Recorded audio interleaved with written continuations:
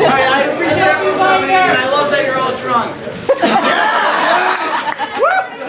To start the show, we're going to have a little bit of stand-up for you, presented by members of the Stevens Stand-Up Society. Okay, shut the fuck up. You're not funny. So, I'm going to get Wiggins to come on down.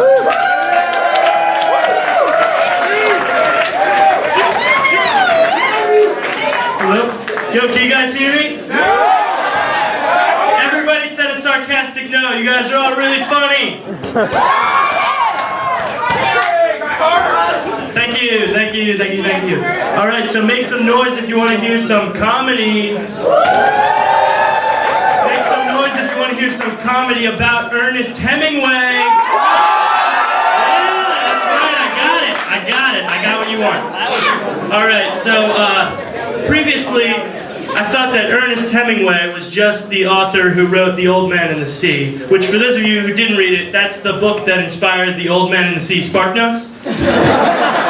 But I recently learned about the legend of Ernest Hemingway. So I'm going to tell you guys, I'm going to share with you guys the legend of Ernest Hemingway. Ready?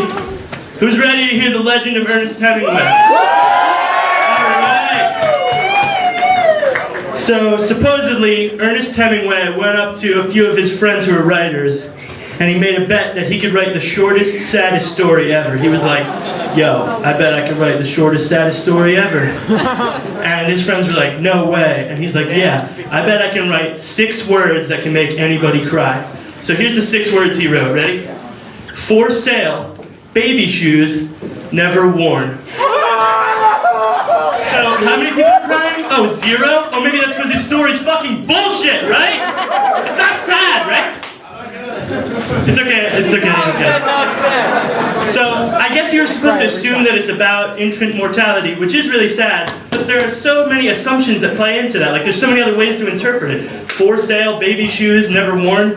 Like, why does that have to be that somebody died? Like, that's not like the only reason that you would ever sell shoes is if somebody dies. I have a reason. How about, they bought the wrong size, you know, like, hey, I got some shoes for the baby, size 1, right? The baby wears a 1.5. Shit! What am I gonna do with these? I should write a 6-word story about it. That's what could have happened. Or what about if the person writing the story, like, owned a shoe store? Like, that could be an ad for Payless. For sale, baby shoes, never worn. Buy one, get one free. Yeah, it's bullshit, because it's not sad at all. So I decided that I'm going to write my own short, sad story. My story is sadder than Ernest Hemingway's story and shorter than Ernest Hemingway's story. You ready for this? Who's ready for my story? Yeah! Ready? Lay it on me! The baby fucking dies. The end. Not including the end, though, because then that would be 6 words. That's all I got. Thank you. I'm now going to pass the mic on to Fitzgerald. Hey, how's everybody doing? Woo! So, when I was in 6th grade, everybody had an aim. And everybody had aim, but my mom wouldn't let me have one. Didn't want me having one. And I felt left out. But I was like, you know what? I've got the perfect plan. I'm gonna lie to everybody and tell them I have one. Okay. Lie to me. So I lied to everybody at school. I told them that my name on AIM was Chris 1. A name that was definitely taken. 100% could not have been mine. But I told everybody, like, yo, message Chris 1. And I don't know what the end game was there. Like, the fun is not just having one, the fun is communicating with friends. But that night, they all messaged this guy with the name Chris 1, right? And instead of finding out that I'm a lying sack of shit, they just had a great conversation with someone who wasn't me. Like the next day at school, people were like, wow, Chris, you know, I had a great conversation with you. You're so helpful. You're so funny. And like, that was fucking ridiculous because like, he could have been a pedophile. The whole school could have thought I was a pedophile.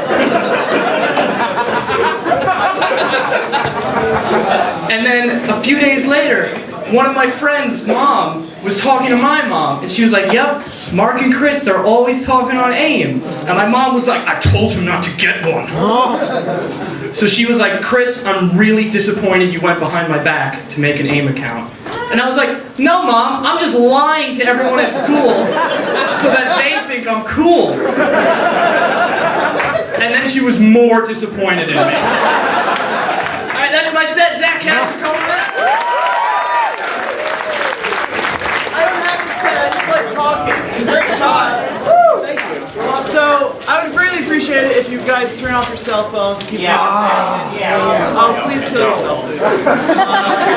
Put them in your pockets, put them in your purse. That's what Ann Coulter did, and that's why she's not here right now, because she's not picking up her phone. We have her number. We'll give it out after the show. Just ask me. We have a fantastic show for you, and I hope you're all ready to laugh a lot. We're ready to start with the first sketch, so let's go.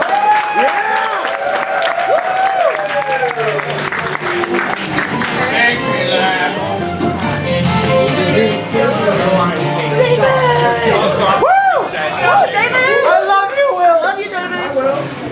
Hello, and welcome to USA Airlines, Flight 1270, with non-stop service to Dallas. We will begin liftoff in just a few moments, but first, let's go through some of the safety rules and regulations of this aircraft. First of all, to all the passengers in first class, good job! Next, to all passengers, we'd like to remind you to please keep all electronic devices in airplane mode. That would be as opposed to boat mode, subway mode, or train mode.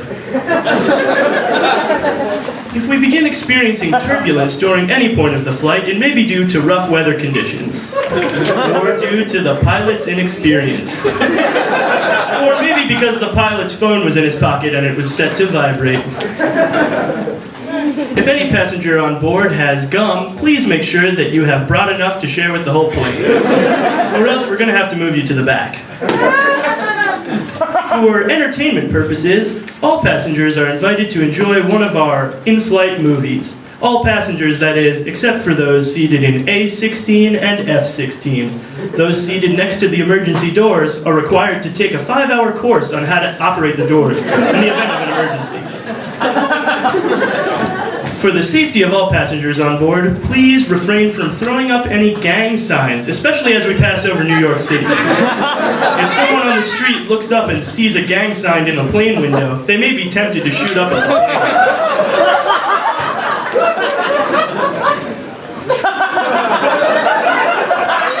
If you need to use the restroom and it is occupied, please try to hold it in until we land. Similarly, any women who are in labor, just try to hold it in until we land. Sign-ups for the Mile High Club are going on in the back, as well as the ballot for the election of its new vice president.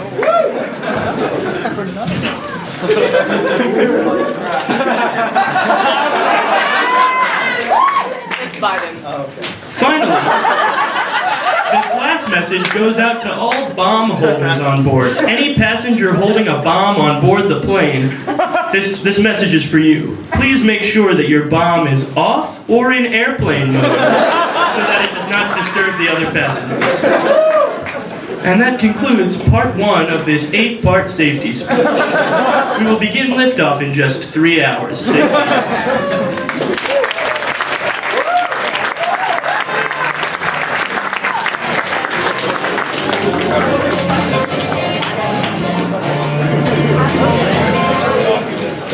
Hey everyone! Last we left Chris Fitzgerald, he had stuffed a duffel bag full of 19 baggies of parsley that resembled marijuana. However, that duffel contained one more thing, a ham sandwich. Oh no. Oh, shit. Remember this. Wow, I sure am glad to be home for Thanksgiving break. That off-center show, Not All That, sure was a lot of fun. Why does he leave his crap on the floor? Chris, get down here right now! What is it? What is this? Oh, don't worry, it's just parsley. I don't give a fuck about 19 bags of parsley.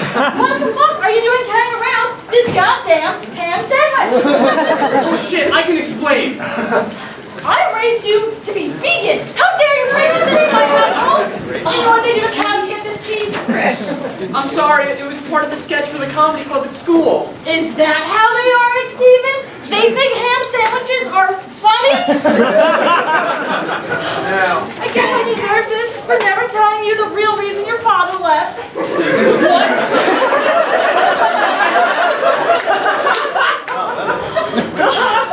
Your father was addicted to meat. He couldn't handle eating only tofu and salad, and he ran away with the butcher. Why didn't you ever tell me? I didn't want to expose you to the type of man your father was. Oh, meat consumption. In 2012, it was the leading cause of injury in the United States. And every single year, meat overdose caused more death than motor vehicle traffic accidents. I'm not gonna get addicted to meat from one ham sandwich. You don't know that. Ham is a gateway meat. Eating ham can lead to so many side effects. Loss of appetite, depth perception, memory problems. Chris, there are so many side effects. I'm sorry, you're right. I'll never go near meat again. Thank you. Hey, why don't we smoke some of this OG blood magnet to cheer up? Okay, all right, let's go.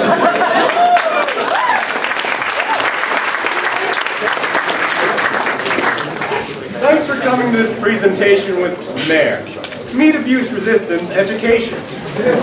We at the MEA, the Meat Enforcement Agency, aim to terminate meat addiction in its earliest stages. Eating meat can have such consequences as abuse, addiction, serious health concerns, and even death. Even legal meats, such as prescription and over-the-counter meats, can be as dangerous as illegal meats. Remember, say no to meat. You don't need meat to have fun. And get your proteins from nuts. Don't eat meat, or you'll meet your death. All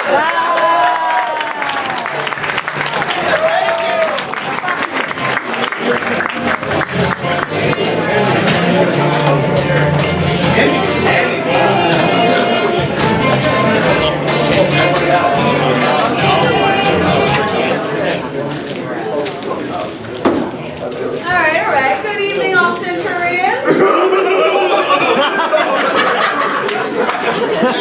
So, I'm sure you guys are wondering why I called you to this emergency meeting. Yeah. Well, according to the SGA,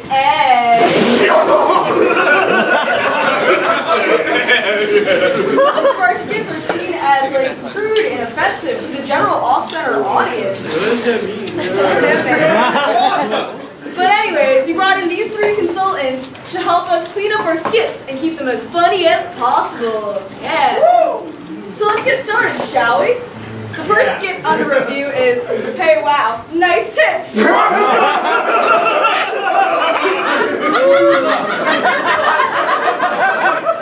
That's a little bit vulgar. I agree. I mean, that skit really has no place in a college comedy show. Alright, well, okay, this next one's a personal favorite of mine. It's called, I Can't Believe It's Not Pussy!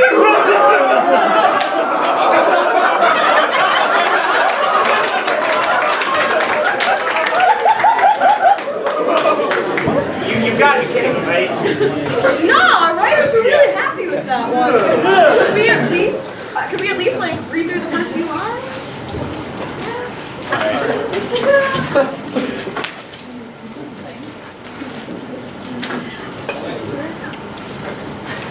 Hey man, check out this new product I found. It's called I Can't Believe It's Not Pussy. Okay, alright, I'm uncomfortable with that already. I mean, using the word pussy is clearly demeaning to women. Can't we use something more neutral, like, I don't know, I can't believe it's not butts?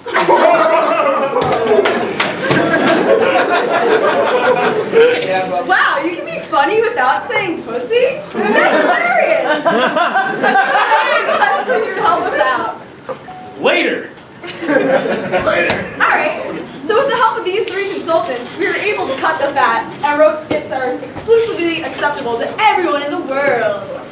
So let's take a look at this list. We've got a knock knock joke. Women are people and we respect them as equal. Race isn't important. I can't believe how nice and inoffensive the whole world is. And wow, new socks. So let's read through a knock knock joke, shall we? Sure. Okay. Let's take a look. Knock, knock. Who's there? A person. A person who? A person who's equal to every other person, regardless of race, gender, religious affiliation, or social status.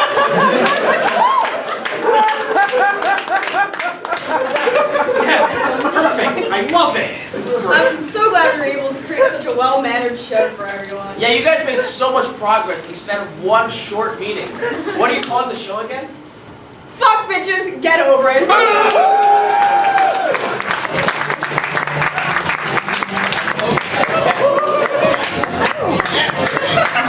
Oh my God, Hart, no. Oh no!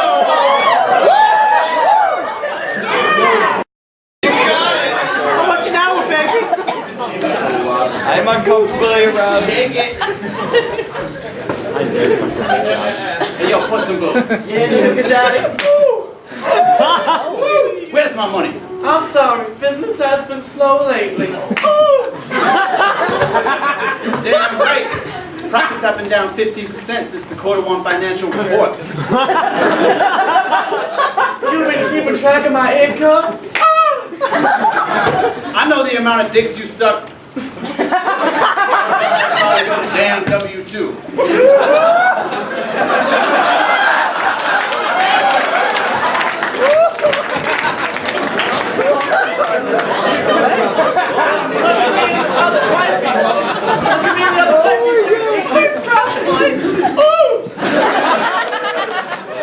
Take a look at this chart over here.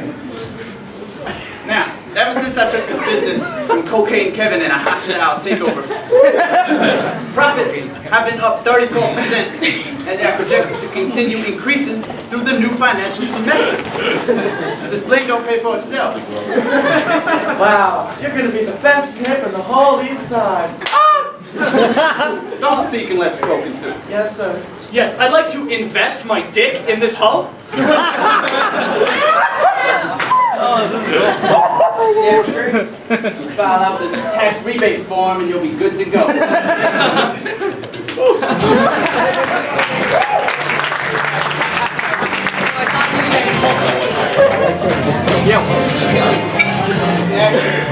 Oh no, Jeff. Where am I? Wouldn't you like to know? Yes, actually, I would. You're at our secret mafia hideout. What? You guys are mafia? That's right. What's going on? Which one of you is the boss? The boss is on his way. In the meantime, he's instructed us to ask you a few questions.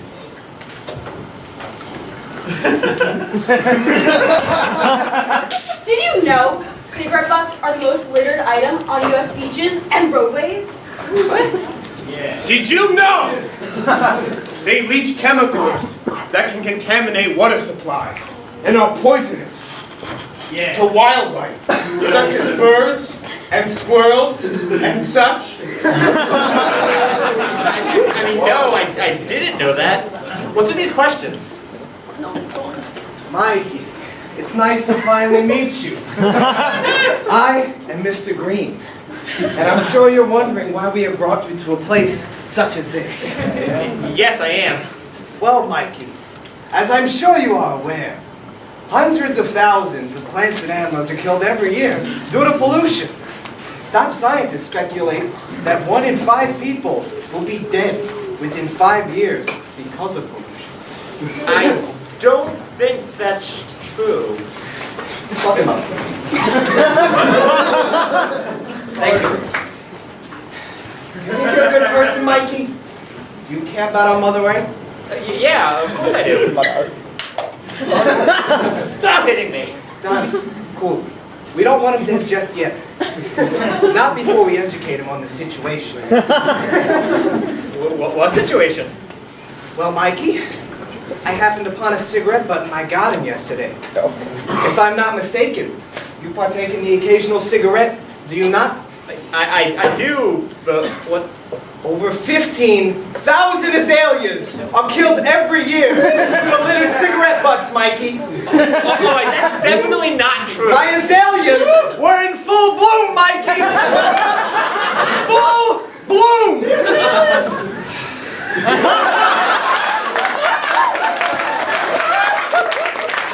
My garden, Mikey, is a sight to behold. Or at least it was, until it was trampled and poisoned by some sick, careless bastard. You wouldn't happen to know who did this, would you, Mikey? Ow! How could I? Oh, well, Mikey, maybe the reason you don't know who did it is because you don't remember. Wait, you think I did that? Mike, did you know that sleepwalking affects 89% of the population? Are you accusing me of... Mike, over 100,000 azaleas are trampled every year by careless sleepwalkers. Do you still think it was a goddamn coincidence? Stop! I don't live anywhere near you. How can I walk all the way to your house, smoke a cigarette, trample your flowers... What the fuck? Your azaleas! That's right, motherfucker. Smoke a cigarette, and then walk all the way back to my house. Even if I did, I was sleepwalking. It wasn't intentional.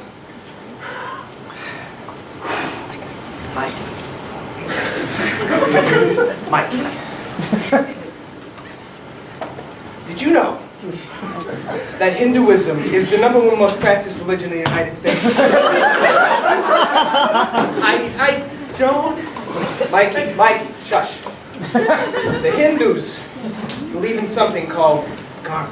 Do you believe in karma, Mikey? Frankie! Tony! Hey!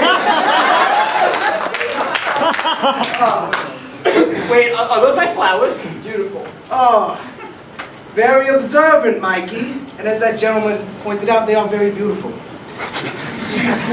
Taken from your garden are these white roses. Mikey, something about white roses. Did you know that they are the second most beautiful flower in the world?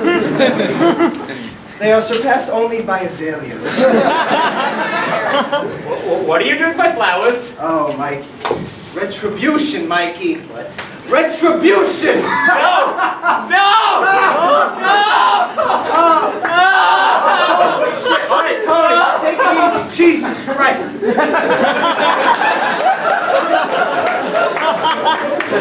I think you got the message. Thank you. Look at me.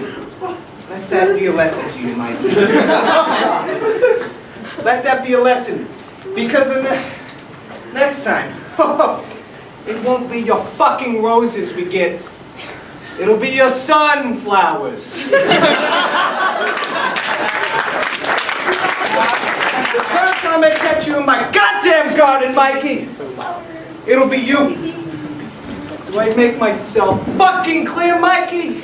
Yes. Good. Yeah. Cut him loose. Fuck off! Piece of... I want one of you to follow him. I'd like to find out how he keeps his flowers smelling so enchanting.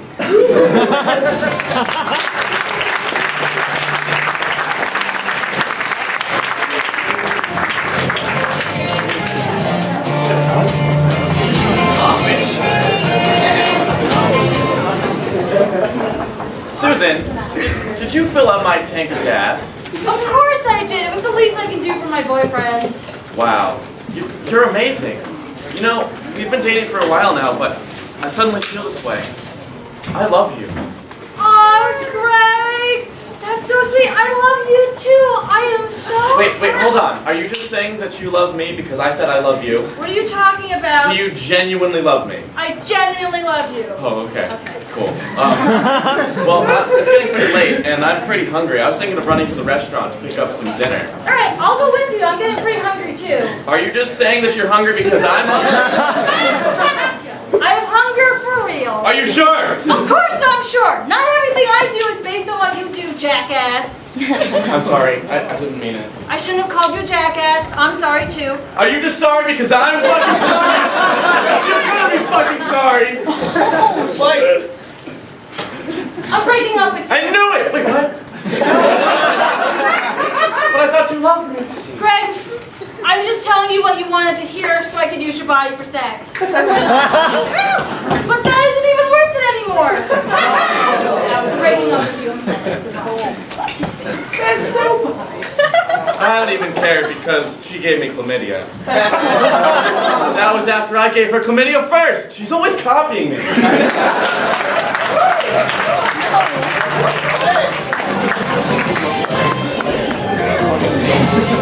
Come on, darling. Don't know the words. In 1981, on a cold November night, 26-year-old Courtney Hansen disappeared from her apartment without a trace. Her car was still in the driveway. There were no eyewitnesses. This is Forensic Files.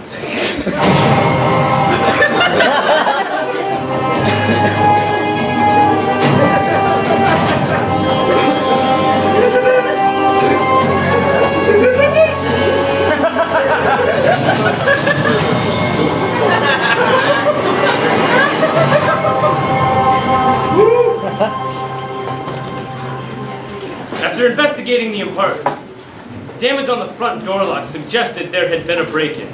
One of the primary suspects was 33-year-old Jonathan Randall, who was Hansen's ex-fiancée. After further investigation, police happened upon a clue. Lying on the floor, just inside the entrance of her house, they found a book. How to Pick Locks. Typically, when a murderer needs to do research, he'll do it beforehand. Rarely ever will the police discover the actual book that they learned from. Finding a clue like that is just lucky. After thoroughly searching the apartment, police happened upon another clue, which had potential to give insight on whether or not Randall was involved with the murder. Kicked under the sofa in Courtney Hansen's living room, they found a dog-eared copy of Murdering for Dummies. After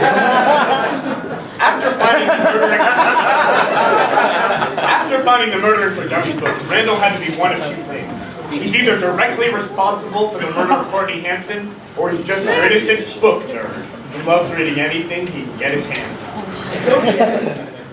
To answer this pressing question, investigators got a warrant to search Jonathan Randall's apartment, which was just 2 blocks from Hansen's.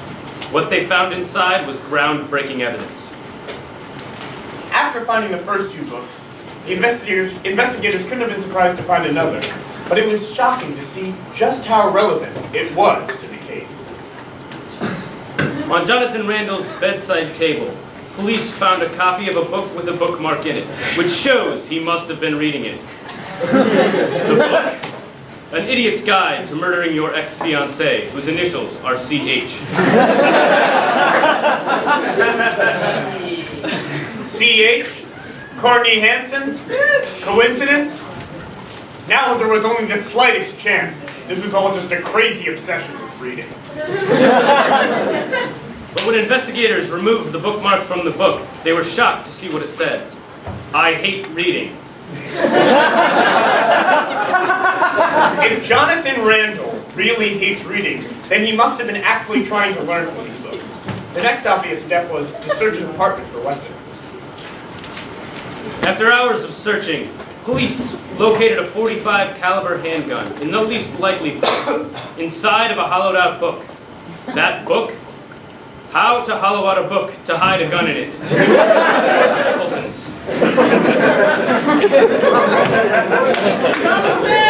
Finding a weapon is what usually turn around an entire case. It's likely to have blood, skin cells, or other DNA from the victim. Sure enough, police found trace amounts of blood on the handgun. After sending this blood to a lab in Phoenix, Arizona for testing, it turns out that this was in fact the blood of Courtney Hansen. Jonathan Randall was arrested and eventually found guilty for the kidnapping and murdering of Courtney Hansen. He might have gotten away, but luckily, investigators were able to solve the case before Randall was able to pick up the package that was waiting for him in his P.O. box. A package in Jonathan Randall's P.O. Box contained an unread copy of How Not to Get Caught for Dunces. This has been Forensic Files.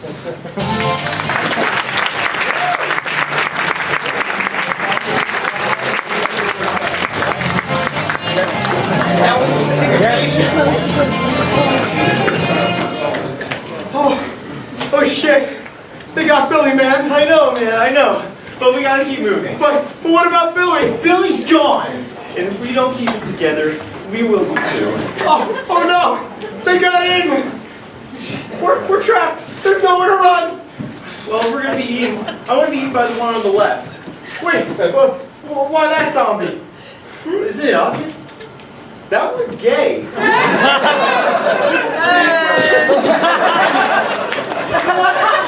How can you tell? Look at his scarf. It's the only thing on him that isn't torn to shreds. And it's super gay. If he bites me, I'm going to turn into a gay zombie. I have a reputation to uphold. I can't have people thinking I'm a gay zombie. Oh my god, it's the zombie apocalypse and you're homophobic! No, I'm just homophobic towards the living dead. Surely you can understand that. I really can't! They're zombies, they're only thinking about eating our brains! No, that one's thinking about eating our dicks. He's winking at me. Not winking, he's twitching. We're both twitching. That one's gay too. No. I see through your disguise, you fucking queer zombie. Oh my god, that is so offensive. They don't care. I can't believe I'm friends with you. Oh, great. Nothing human zombie. Dirtying up our land, stealing jobs from the proud home. Oh my god, I can't do this. I'm not gonna die with racist homophobe. I'm out of here. Hey! Get back here, you filthy Jew!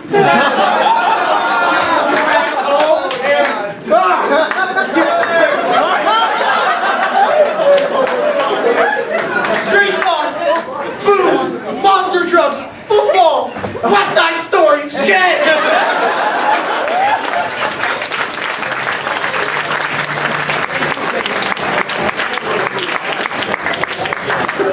I'm not actually a gay zombie. I'm the president of this club. I don't believe you! Prove it! Right now, in the past 2 shows, we brought back making videos for you guys. It's a lot of hard work and a lot of fun for us. Yes. So we're gonna keep making them. We got 3 more. And we call them digital pants and off-center. Why do we call them that? Because they're longer than digital shorts. It's a joke that a guy made a long time ago because he was trying a little too hard to be clever. Now it's getting a little old. So are you ready for the video? Yeah!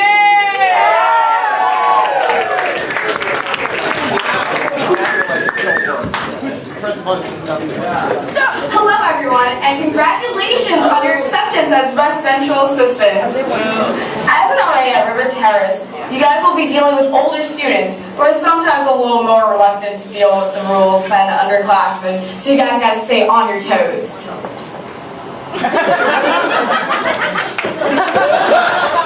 This year we're really excited for our new renovations and also for something else. That's right, we have a special treat for you and the other students.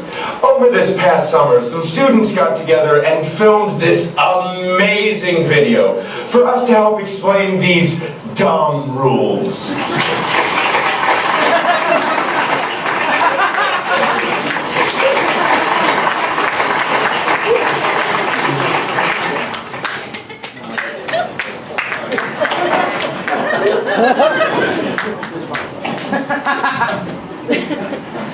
I love River Terrace. I hate it. Well, luckily, you're in luck. together this awesome video showing us all the safe and fun ways you can have safe fun at Coulter.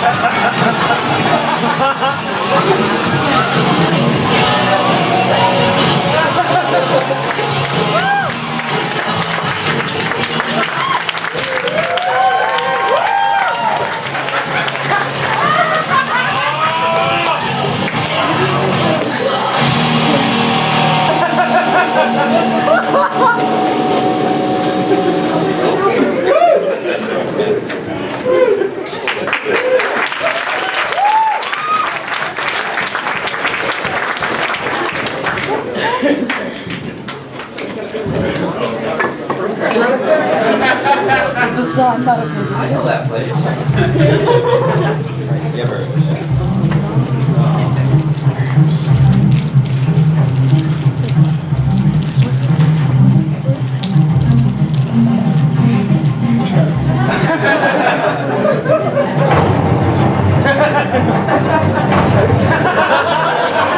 What would you do if you lost everything?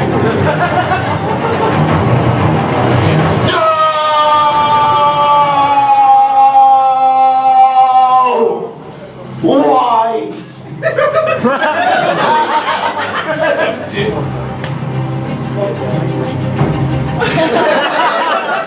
Or would you take revenge? I'm really good at fighting for some reason. I will probably find you. And when I do, I'll most likely kill you. Also, I'm gonna kill a bunch of people too.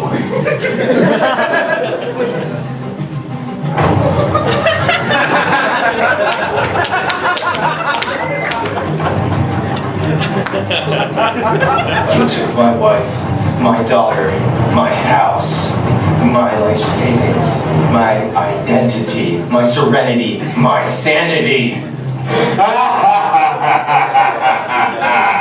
My other wife, my secret family, my toaster oven, my Eggo waffle.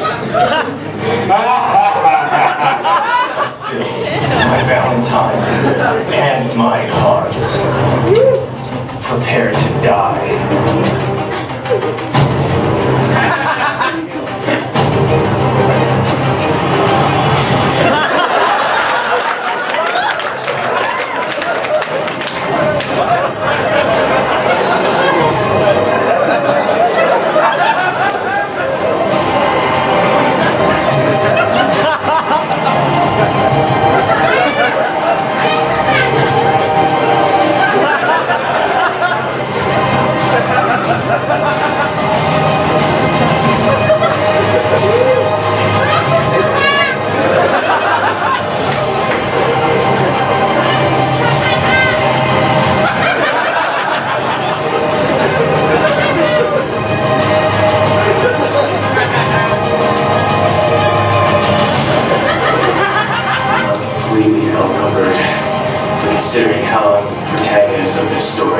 I'm probably gonna be okay. I'll have what I'm having. Revenge.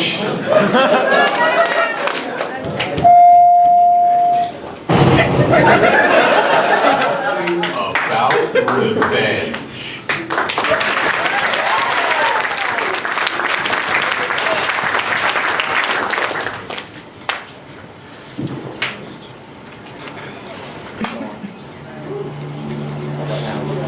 We'll now continue the case to determine whether the two defendants are guilty of cheating on their exam. The next piece of evidence we'll be presenting is a video taken by a student during said exam.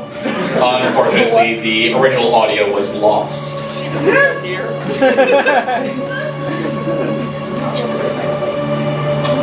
This exam starts out normally. Party A then engages Party B, which is a violation of the Stevens Honor Code. Party B then proceeds to present his test to Party A to copy off of. This is also a violation of the Stevens Honor Code. There is then a monetary transaction which supports the claim that there has been cheating occurring. And then, if there was any doubt, Party A presents a sign that says, "Thank you for letting me cheat." I believe this is an open and shut case. I think we've seen enough. Wait! I've located the original audio file. It's right here on this flash drive. This should clear things up. Thanks, let's sync it up.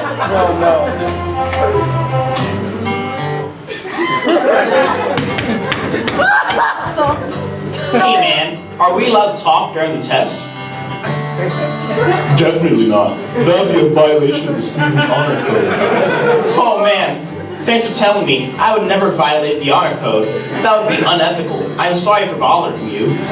No worries. I'm glad I could help you out. What's your favorite part of the Stevens Honor Code? My favorite part is the one that addresses plagiarism on research papers. Article 14, Section B. Oh my god, that's my favorite part too. I have a friend on the honor board, and I respect him so much for everything he does, for the integrity of my education. Oh man, I forgot that I owe you $40 for buying me all that Qdoba this year. What about chips and queso? Oh right, my bad. Thanks for paying me back, man. Actually, I heard someone talking about cheating earlier. I'm gonna report him to the honor board. Oh really? What did he say? These words here. They're so vile, I can't bear to speak them aloud myself. I had to write them down. That's awful. I know. Let's get back to taking our tests according to the Stevens Honor System. That's my favorite way to take tests. Hooray!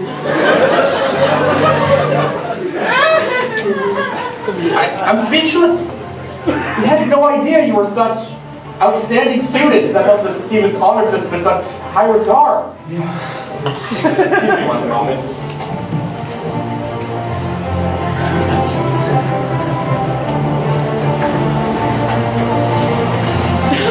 We've come to the conclusion that your honor is greater than all of ours combined. We've decided to resign and offer you the position as the new honor board.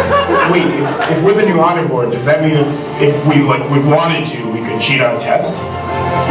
Yes, of course. We'll take it.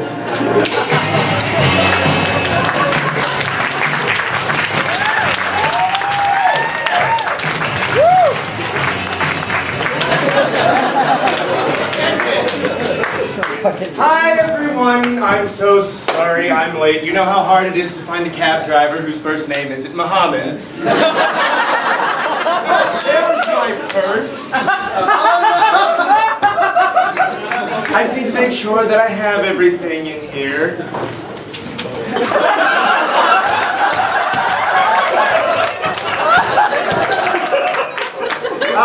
For those of you in the back that can't tell, they're swastikas.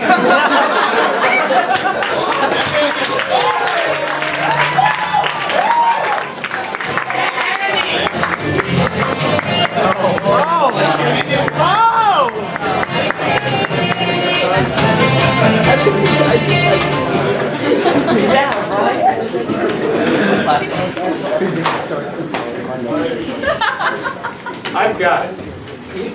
Oh, you dropped your notebook, bud. So, what'd you do for number 5? For number 5, that one was like really easy. So I took both sides of the equation, right? I divided by 6.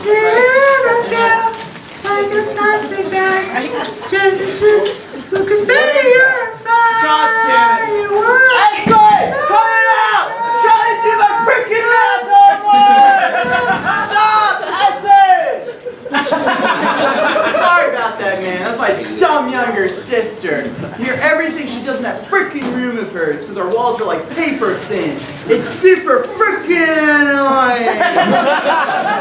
Well, she stopped for now, so let's just get back to her work, yeah? Exactly, yeah. So for that equation, what you gotta do is you gotta multiply. Oh, I love playing with your sexy little toes. Oh, give it to me, Coulter! What is Coulter doing? She does this all the time! I say, cut it out! I'll get mine! She'll be on my side this time! Cut it out! Sorry about that, man. Dumb younger sister does that all the time, too. Super fan! Yeah, so just divide by 6. Yeah. I haven't tried it yet. Yeah. Oh my god, who are you? Hey, yo, shut the fuck up. I'm here to rob your house. You two do anything drastic, I'll shoot you. Hey, man, fuck you. Jeremy, go! Back the fuck up, Ashley. I'll handle this. Better listen to your girl. You don't want me to shoot you, tough guy. Hey, man, I'll fucking kill you. Strong words for a dead man.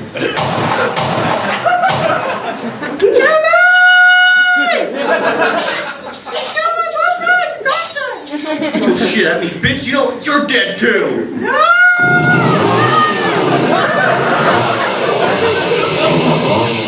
Ashley, we can still hear you! Jesus, she does it all the time! It's over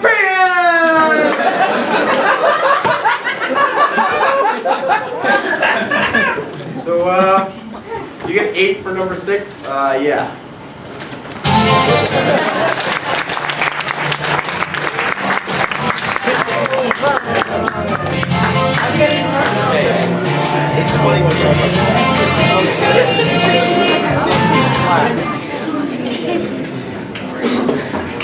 Money trouble, man. $30 in a savings account, 5 in checking. Being poor sucks. Ow. This pocket banana is poking me right in the nipple. Is it okay to eat a banana in public? Yes. Is it weird to just pull fruit out of my coat? I mean, I've never really seen anybody do that before, but you never know what some people I mean, he's got a gun! Everybody get down! I do not actually have a gun. Take anything you want! I am going to pretend I have a gun. All right, everyone on the ground, don't move. We already are. Hey, good. You, take all the money and put it in my hands. I got a gun. Don't make me point it at you. All right. I'm leaving now, so nobody get up. Nobody follow me. Police! Everybody down! We already are. You with the gun, get down or I'll shoot you. I have a gun. Holy shit, I surrender! Well, I've robbed a bank. I've taken a police officer hostage. Is this a crime spree now? I'm on a crime spree. Hey, you can stop right now. No, it's too late for me. I'm a hardened criminal now. And now I have a real gun. Hello, White House? President's on the line. Tell him I have a gun, and I want him to bomb Russia. I have a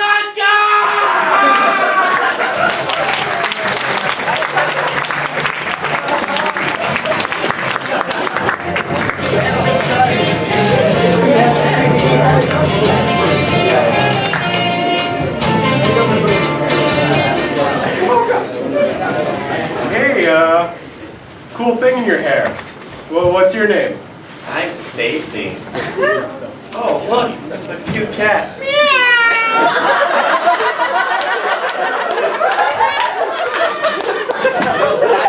Bad luck. Nah. What's your name? I'm John. Do you want to go out sometime? No, you're cute too, but I'm sorry, I have a boyfriend. Damn it! Not again. I have the worst luck with girls. Later. Is that the same? I hope it's the same. Hey, I saw you standing there, and I thought I'd want to get to know you better. Maybe you could give me your number and we could go out sometime. Okay, do you have your phone? Right here. Oh shoot, it's actually dead. How about I give you my number and you call me?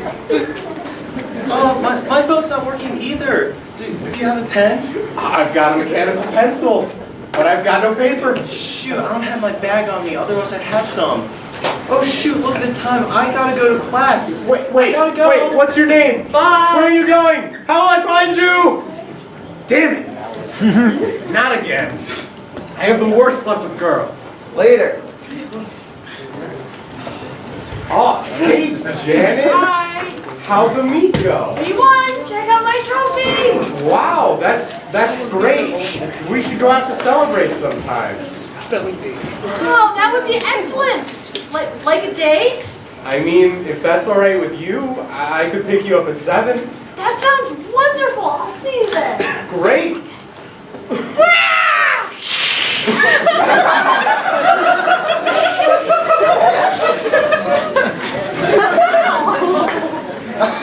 Hello? Janet? What do you mean you're not going to make it?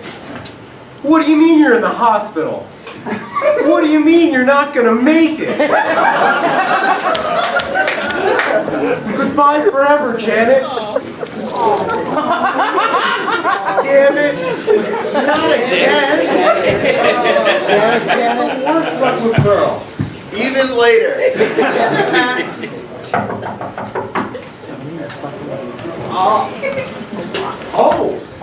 Hey, Mary, what are you doing here? It's the 13th. You weren't supposed to come till tomorrow. I really needed to see you. My ex has been calling me non-stop. Oh, hold on, Mary, 1 second.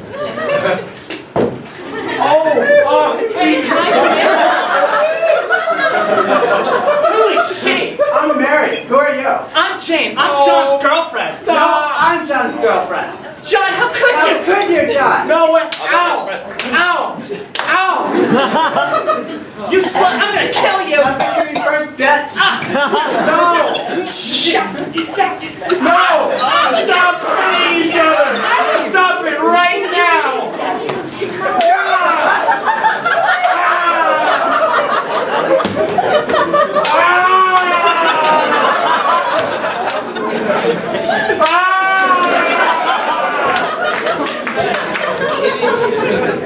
Damn it!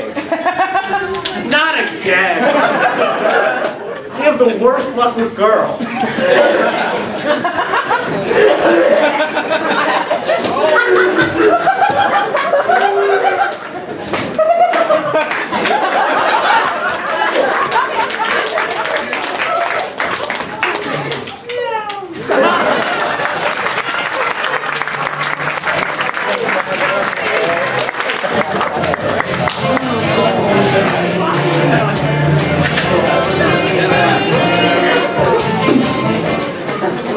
Have they finished making the video yet? Yeah, they're done. Sending the first one, Mr. Shevsky in now. He's been sick for a few days, so please, be gentle with this one. Oh, you know there are 13 reasons why I can't do that, Mr. Hill. Mr. Shevsky. What's the news, Dr. Buzzfeed? I've been bouncing around hospitals for weeks. I just want to know what's going to happen to me. Well, I've reviewed your charts extensively, and based on what I see here, and on the recommendations of other doctors, I have to give you this quiz. Excuse me? What is this supposed to mean? Well, if you would read the quiz, you'd know. Doctor, this is abominable. There's only one question on this quiz. How long do you have to live? 3 weeks? That's right.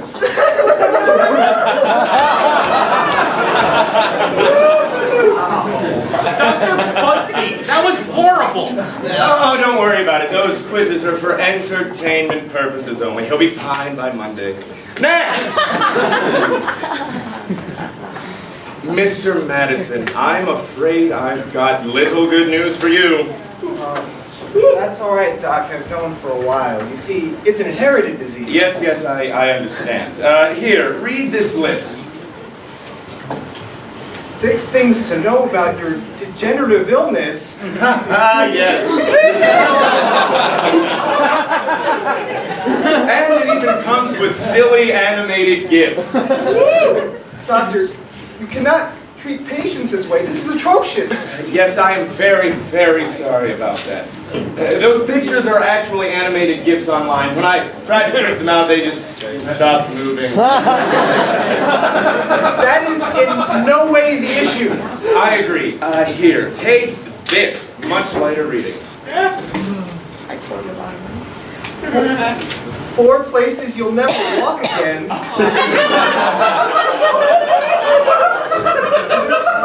Is this a joke? Yes.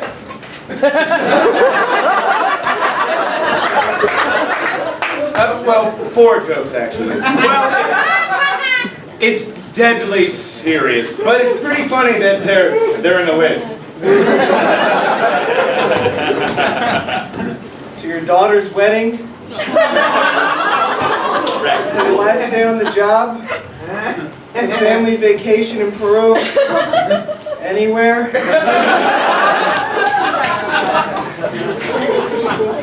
Doctor, this has to be some kind of a prank or something. The inhumanity. Oh, this is no prank. I would never joke about something so serious as my patient's health. You're a monster. No, I'm a website.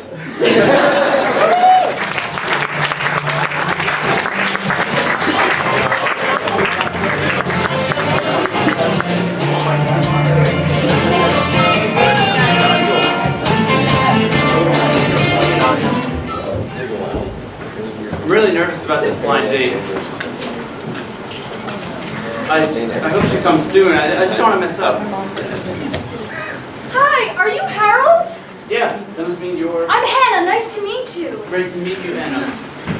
I really look forward to meeting you. Hey guys, I'm Chris. I'm gonna be your waiter tonight. Can I get you started with an appetizer? Yeah, I really want the hamburger sliders. Is that alright with you, Anna? Absolutely. Let's get them. Alright, I'll put that in and I'll be right back out for your dinner orders. So, Harold, let's get to know each other a little bit better. Let's see. Where are you from?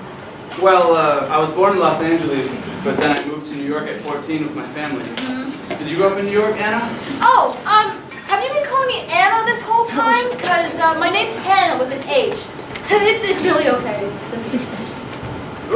What?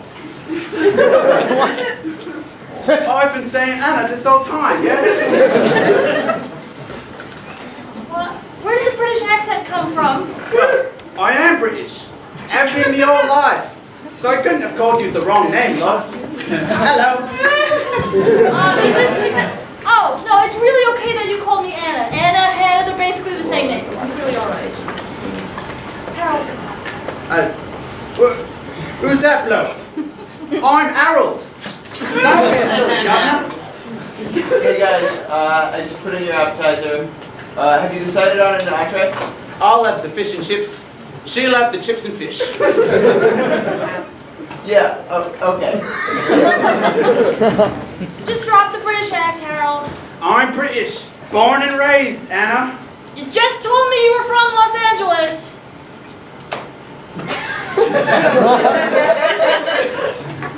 All right, listen. I'm really sorry about this whole thing. Can I just say one more thing, Hannah? Yes, provided it's not with a silly British accent. Don't worry, it's not. Okay.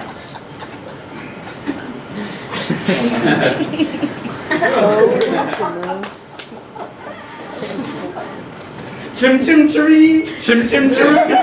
I'm British and that's true. Being British is real for me and you sure are pretty. London, England, Britain, UK, hello. Driving on the left side of the road, Queen Elizabeth, garage, biscuits. Harry Potter, Mary Poppins, Beatles.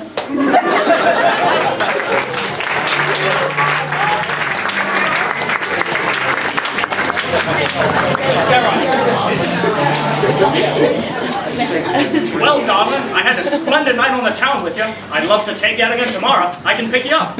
Gee, that sounds wonderful. So, where do you live? New York City. Well, I assumed as much. Where in New York City? New York City, apartment 4. Apartment 4? That's right. I don't follow. What's your street address? Well, I just told you. New York City, apartment 4. Well, if I don't know your address, how can I find your house? Well, you go into New York City and you count to the 4th apartment. Where do I start counting? The beginning. All right. I'm not too good with directions then. Is there another way I can get there? Well, if you're not so keen on directions, why don't you just take the bus over? All right, well, that sounds swell. Which bus? The bus. The B11, the Q54, the M52, which bus? Well, now you're just straight confusing me. I'm sorry. I guess this isn't going to work out tomorrow, but, you know, I'd love to stay in touch. Write you some letters? That sounds wonderful. You could send them to my P.O. box. You're not going to tell me it's P.O. Box 7, are you? No, it's P.O. Box 8. Are you kidding me? P.O. Box 8? You know, it's typically a 4-digit number. You sure it's not 0008? Nope, just 8. All right, just 8. I'll be sure to send you a letter then.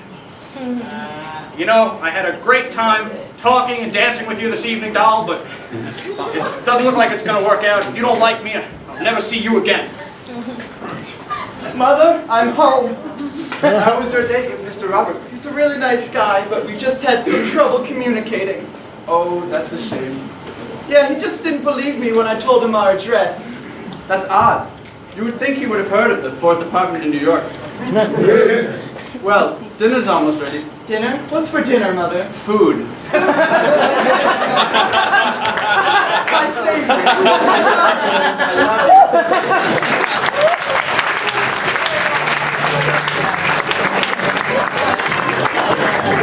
I love it.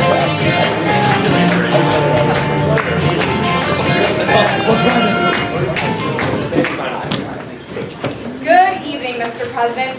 And thank you so much for agreeing to this interview. Of course. I'm always glad to reach out to the American people. We'll be asking tough questions today. I hope you're prepared. I know I can take it. All right, Mr. President. Would you say you're more of a summer or an autumn? Well, I used to be an autumn, but this job is turning me into a winter. Mr. President, based on these 2 photographs, which of these dogs would you prefer to cuddle with? Well, I have to go with this fella right there. The wrong one. He's soft and lovable, but he's got a stern, protective side, just like America.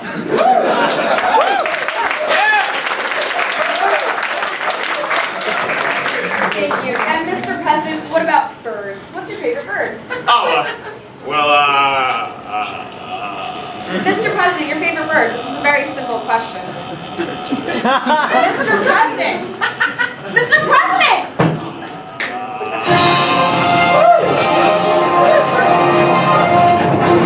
What you just witnessed was the beginning of a controversy that we are calling No Birdgate. It's been over 24 hours since that interview, and there has still been no word on the president's favorite bird. All across America, people are asking themselves, how can we, the American people, have faith in our president, in our government, in the American system itself, if our president does not have a favorite bird? Reaction has been mixed. British Prime Minister David Cameron has issued a statement of support claiming that the large diversity of birds in the world makes this stance an understandable one to maintain. while Chinese President Xi Jinping has issued a statement deriding weak-willed American leadership for not understanding the inherent superiority of the white-bellied heron. And Vladimir Putin has released several photos of himself posing shirtless with various birds. I am getting word now that the White House press secretary is prepared to make a statement on the controversy. Let's go live to the White House right now to see what's happening.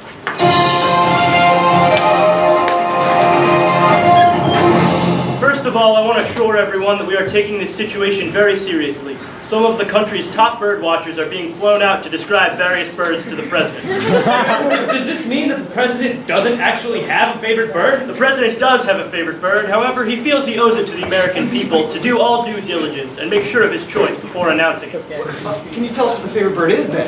We are not prepared to release that information at this time. Well, could you give us a hint then? Yes, does it have eclipsed plumage? Any hints given must be on a strict hotter, colder system, as per White House policy. Australian brush turkey. Cold. Peregrine falcon? Hotter. Victoria crown pigeon. Hotter. Rainbow bee-eater. Colder. Bachman sparrow? It's basically equidistant. I question the existence of this favorite bird. Yeah, you expect us to believe that the peregrine falcon is hotter, but the rainbow bee-eater is colder? If we can't trust the president has a favorite bird, how can we trust him on the other important issues, such as foreign policy? Or the economy? Or the best 90s hit? Tell us the bird! Yeah, tell us the bird! Tell us the bird! Tell us the bird! Tell us the bird! It's President! Tell us the bird!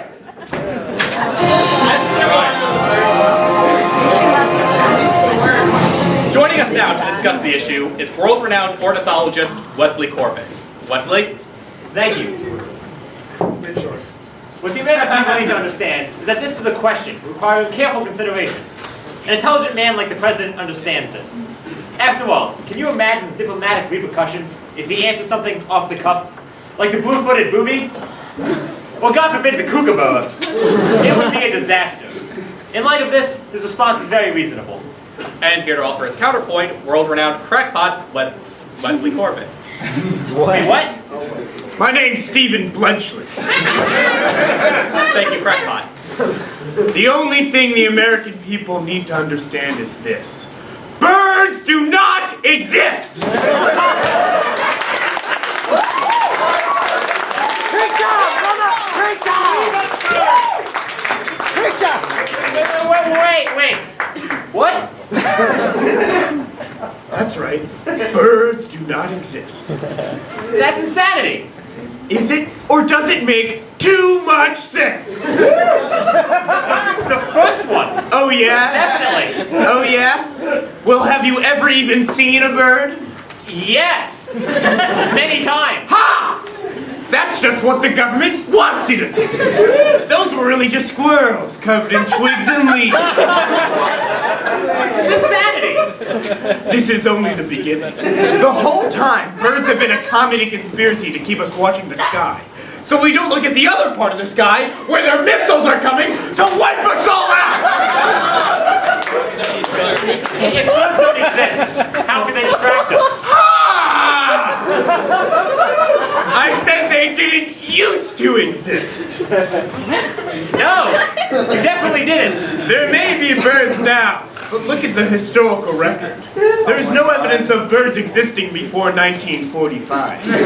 Maybe I'm crazy. You are? But that sounds like a Nazi super weapon to me. This has to be some sort of joke. It's all too real, my friends. Ever since World War II ended, our government has been secretly recruiting former Nazi birds under the cover of Operation Nest Egg. Since then, they've been using them to fly into our pockets to steal all our hard-earned tax dollars and spend it on pico-commie nonsense like birdseed and welfare. Wake up, sheeple, before we're living the totalitarian birdocracy!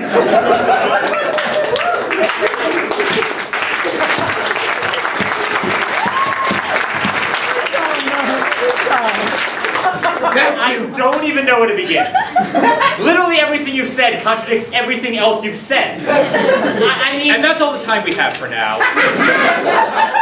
Do birds exist? For now, the debate rages on with no theory. Yes, there is! I'm getting word now that the president himself is prepared to make a statement. Could this possibly be the end of No Birdgate? Let's go to the White House right now to find out.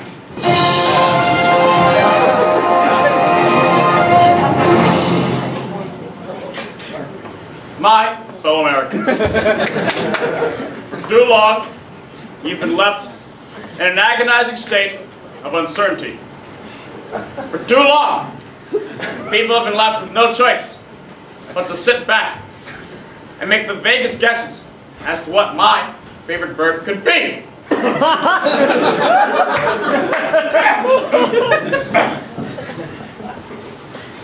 My fellow Americans, I am here to tell you that the uncertainty ends now!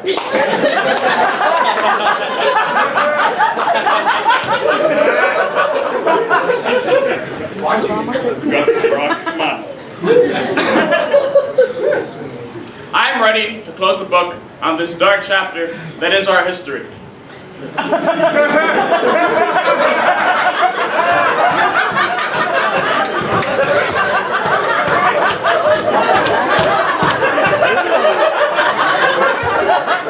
I'm ready to disclose my favorite bird, so that we as a nation can begin the long process of healing. My fellow Americans, my favorite bird is...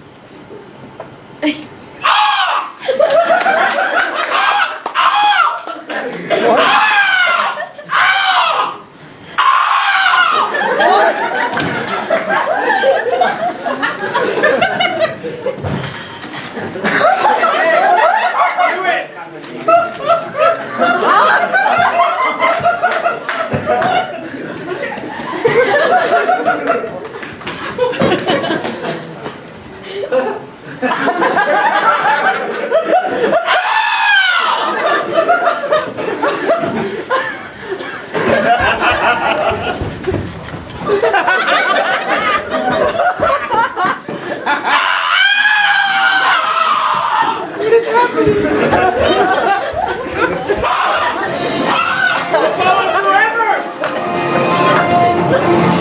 And there you have it. This dark chapter in America's history has finally ended with the surprise revelation that the president is, in fact, a bird. Over the coming weeks, America will have to questions, such as, is America ready for its first bird president? How will world leadership respond to making leadership? For now, only one thing is certain. We will be talking about this non-stop for months and months. Good night, America. Avian.